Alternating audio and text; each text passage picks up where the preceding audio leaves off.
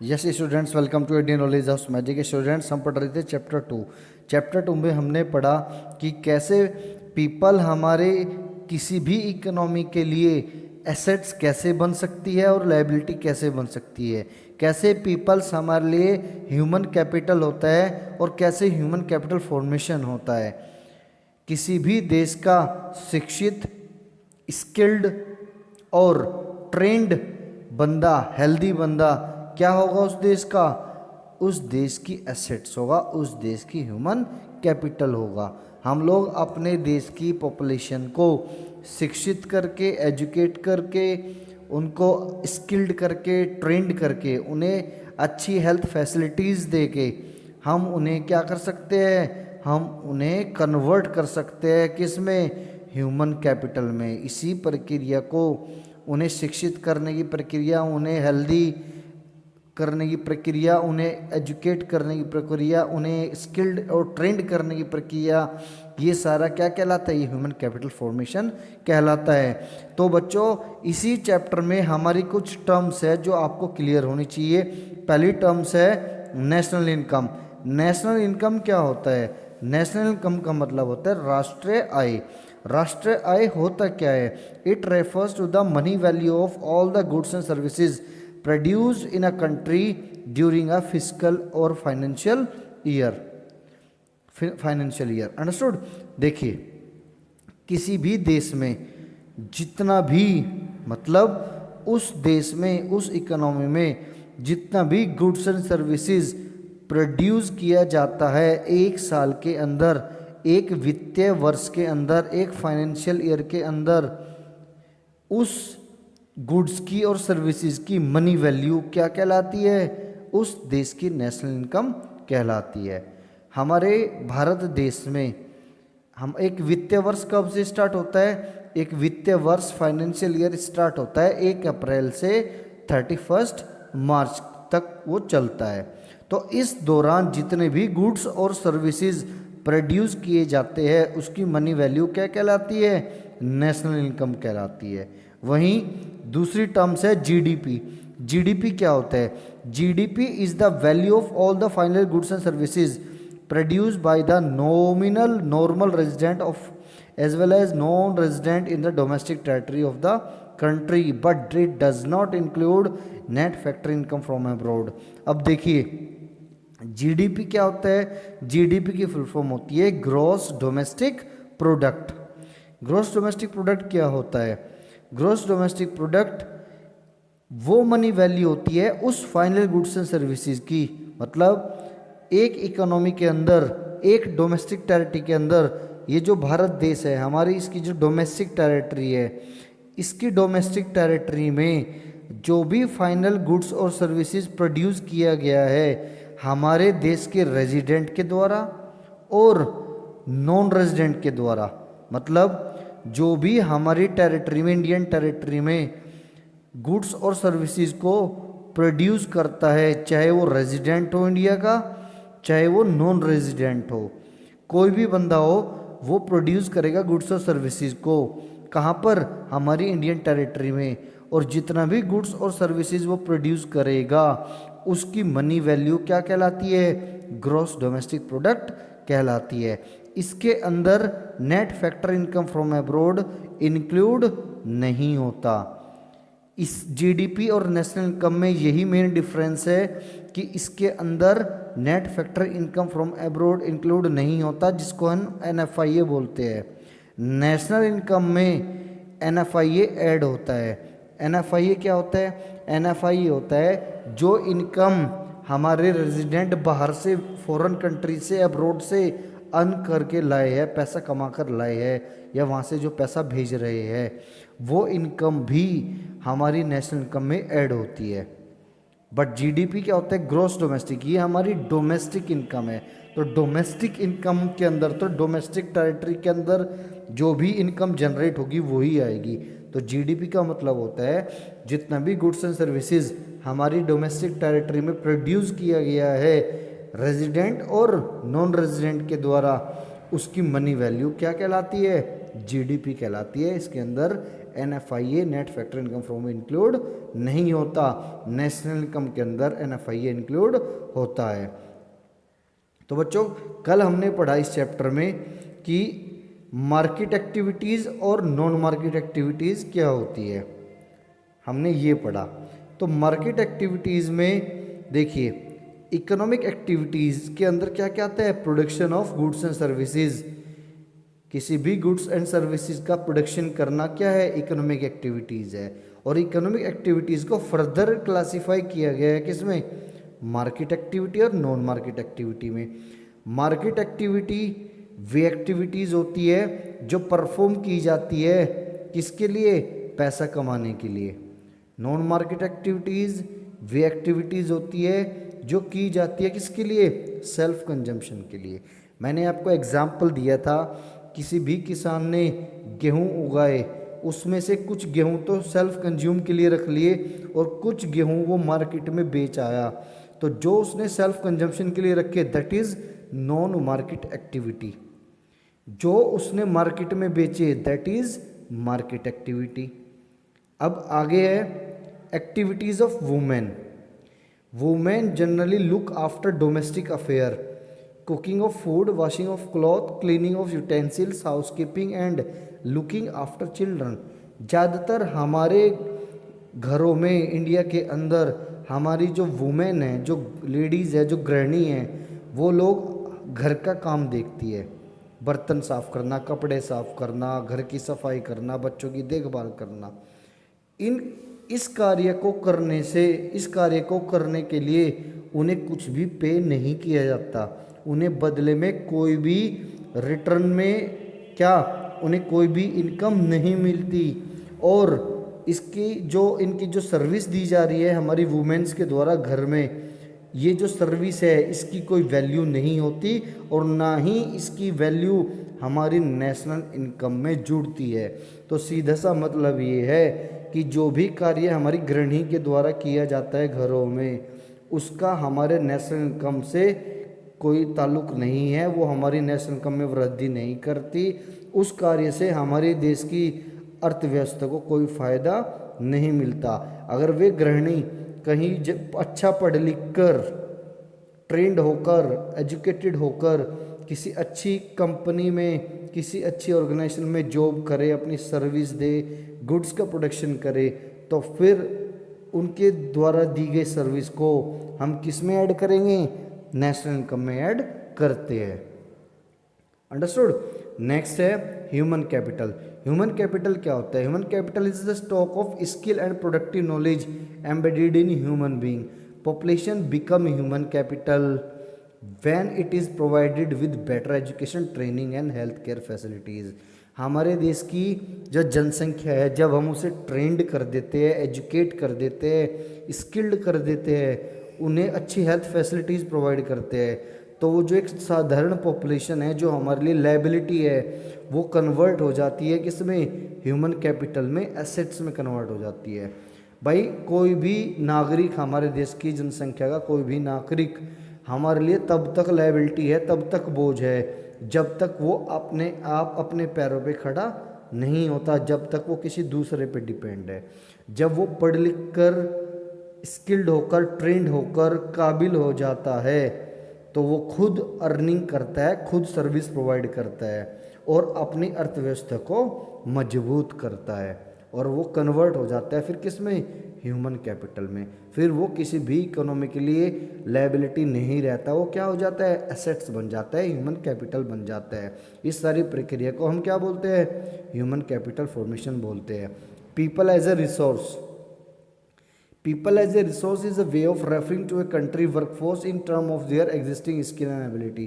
People as a resource से मतलब बच्चों यहाँ पे है कि जैसे फैक्टर ऑफ प्रोडक्शन होते हैं, किसी भी प्रोडक्शन को करने के लिए हम 4 फैक्टर की आवश्यकता होती है, लैंड, लेबर, कैपिटल और एंटरप्रेन्योर। लैंड की भी आवश्यकता है। लैंड से मतलब है जितना भी रॉ मटेरियल, जितना भी सीड्स फसल उगाते हैं हम लैंड में उगाते हैं, लैंड से हमें प्राप्त होती है, ये भी ज़रूरी है। प्रोडक्शन करने के लिए लेबर भी ज़रूरी है, क्योंकि लेबर ही तो कार्य करती है फील्ड में लैंड पर।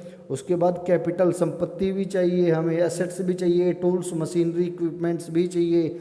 उसके बाद आता है एंटरप्रेन्योर। एंटरप्रेन्योर वो बंदा होता है जो इन तीनों फैक्टर प्रोडक्शन को क्या करता है, अरेंज करता है, इनमें तालमेल बिठाता है, इनका फुल यूटिलाइजेशन करके क्या करता है, प्रोडक्शन करता है। तो ये चार फैक्टर ऑफ प्रोडक्शन मेन होते हैं। इन चार फैक्टर ऑफ प्रोडक्शन में से ही एक हमारा मेन रिसोर्स है क्या, पीपल। विदाउट पीपल हम प्रोडक्शन नहीं कर सकते। और कोई भी देश जिसके पास में अच्छी टास्क फोर्स होगी, वर्क फोर्स होगी, वर्क फोर्स से मतलब क्या होता है, उसकी जो कार्य करने वाले जो लोग हैं वो प्रॉपर स्किल्ड होंगे, ट्रेंड होंगे, एबल होंगे, वो देश उतनी ही तरक्की करेगा, उसकी अर्थव्यवस्था उतनी ही मजबूत होगी। नेक्स्ट है, नेक्स्ट टर्म्स है हमारी human capital formation. Human capital formation क्या होता है, when the existing human resource is further developed by spending on making the workforce more educated and healthy, it is called human capital formation.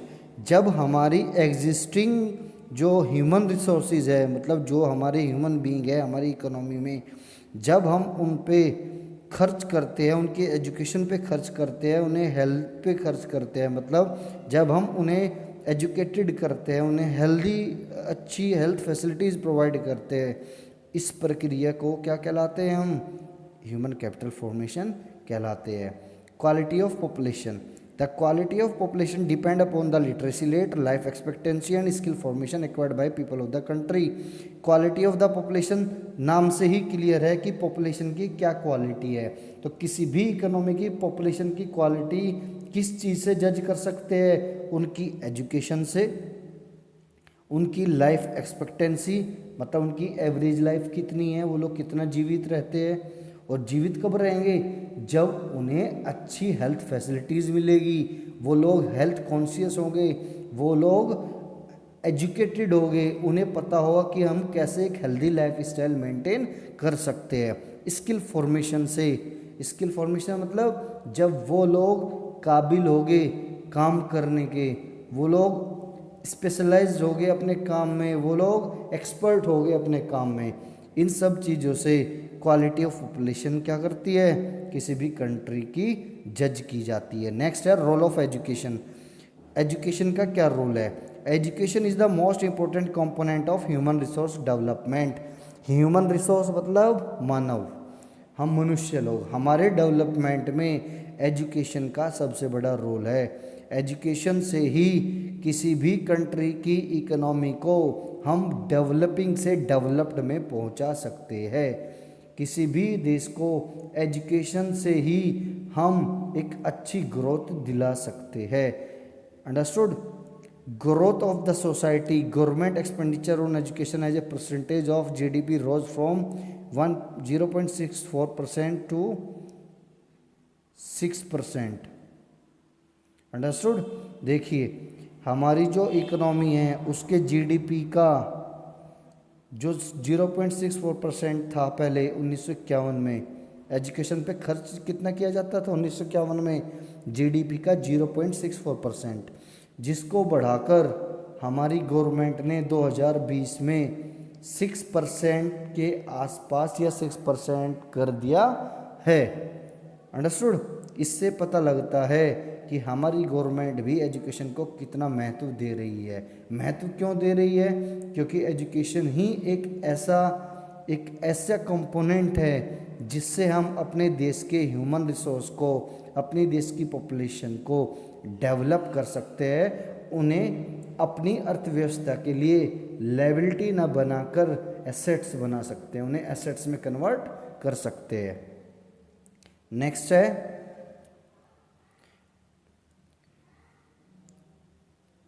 Health.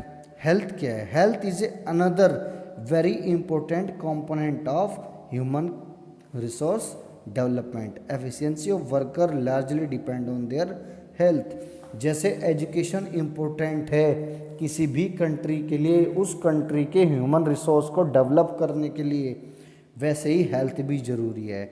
अगर हमारे देश का जो नागरिक है, हमारे देश की पॉपुलेशन हेल्दी होगी तो वो अपना काम अच्छे से कर पाएगी, वो अपना जो टास्क है वो उसमें 100% दे पाएगी। भाई आप देखो, एक बीमार व्यक्ति का आउटपुट क्या होता है, उसकी एफिशिएंसी लेवल क्या होता है, और एक एजुकेटेड और एक हेल्दी बंदे का एफिशिएंसी और आउटपुट क्या होता है। हेल्दी बंदा ज़्यादा देर तक काम कर पाएगा, ज़्यादा बेहतर काम कर पाएगा और ज़्यादा आउटपुट दे पाएगा, ज़्यादा काम कर पाएगा। अंडरस्टूड। इसीलिए किसी भी देश का जो हेल्दी आदमी होगा वो ज़्यादा कंट्रीब्यूट करेगा जीडीपी में, और जीडीपी में कंट्रीब्यूट होने से उस देश के नेशनल इनकम में वृद्धि होगी। इसलिए जो एवरेज लाइफ है किसी भी देश के बंदों की वो ज़्यादा होनी चाहिए। मीन्स वो जितने लंबा जिएंगे वो उतना ही ज़्यादा कंट्रीब्यूट कर पाएंगे अपने देश की इकोनॉमी के लिए, अपने देश के जीडीपी के लिए। नेक्स्ट है unemployment. Unemployment is said to exist when people are willing to work at prevailing wage rate can not find job. Unemployment मतलब बेरोजगारी। बेरोजगारी होती क्या है? बेरोजगारी होती है जब बंदा काम करने का इच्छुक होता है, काम करने के लायक भी होता है और काम करने के लिए सक्षम भी है, और जो भी करंट वेज रेट चल रहा है, जो भी तनख्वाह, जो भी पे मार्केट में चल रहा है, जो भी रेट उस पे का चल रहा है, वो उस पे पर ही काम करने का इच्छुक भी है, लायक भी है, और वह काम करने के लिए क्या है, हर तरीके से रेडी भी है। बट फिर भी उसे काम नहीं मिलता, फिर भी उसे जॉब नहीं मिलती, तो तब वो बंदा क्या कहलाता है? अनएम्प्लॉयड कहलाता है, और इस सिचुएशन को बेरोजगारी बोलते हैं। भाई बेरोजगारी से मतलब क्या होता है? बेरोजगारी से मतलब होता है बंदा काम करने के लायक भी है, इच्छुक भी है, बट फिर भी उसे काम नहीं मिल रहा, मतलब वो बंदा क्या है? बेरोजगार है। मैं आपसे अभी डिस्कस कर चुका हूँ। देखो अब हम अपनी इकोनॉमिक्स की जो एनसीईआरटी की बुक्स है उस पर आ चुके हैं। यहाँ तक हम पढ़ चुके हैं। आज हमने जो डिस्कस किया उसके बारे में मैं आपको बताता हूँ। Economic activities by man and women, ये टॉपिक हम आपसे डिस्कस कर चुके हैं कि जो इकोनॉमिक एक्टिविटीज़ है वो मैन और वुमेन के द्वारा क्या क्या इकोनॉमिक एक्टिविटीज़ परफॉर्म की जाती है। कल मैंने आपको बताया था इकोनॉमिक एक्टिविटीज़ 3 सेक्टर्स में हमारी परफॉर्म की जाती है, प्राइमरी, सेकेंडरी और टर्शियरी। इन तीनों ही सेक्टर में क्या क्या काम होता है वो मैं आपको अपनी लास्ट वीडियो में बता चुका हूँ। अंडरस्टूड। प्राइमरी सेक्टर हमारा मेनली एग्रीकल्चर सेक्टर होता है, सेकेंडरी सेक्टर हमारा मैन्युफैक्चरिंग सेक्टर होता है जिसमें प्रोडक्शन होता है, और सर्विस सेक्टर में हमें हमारे सर्विस सेक्टर में सर्विस दी जाती है, ये सपोर्ट करता है इसको प्राइमरी और सेकेंडरी सेक्टर को। ठीक है। प्राइम इकोनॉमिक एक्टिविटीज़ के अंदर 2 एक्टिविटीज़ होती है, अभी आपसे डिस्कस किया था थोड़ी देर पहले, मार्केट एक्टिविटी और नॉन मार्केट एक्टिविटी। ये टॉपिक आपका यहाँ तक क्लियर हो चुका है। उसके बाद आता है क्वालिटी ऑफ पॉपुलेशन, ये भी मैंने आपको अभी डिस्कस किया। किसी भी देश की जो क्वालिटी है पॉपुलेशन की वो जज की जाती है उस देश की एजुकेशन से, कि वहाँ का बंदा कितना एजुकेटेड है। जितना ज़्यादा एजुकेटेड होगा उतना ही ज़्यादा वो क्या होगा, अच्छी आउटपुट देगा, अपने देश के लिए कंट्रीब्यूट करेगा, जीडीपी में कंट्रीब्यूट करेगा, दूसरों को भी पढ़ाएगा और प्रेरित करेगा, और दूसरों को भी क्या करेगा, स्किल्ड बनाएगा और उन्हें कन्वर्ट करेगा ह्यूमन कैपिटल में, उतना ही ज़्यादा रिच होगा।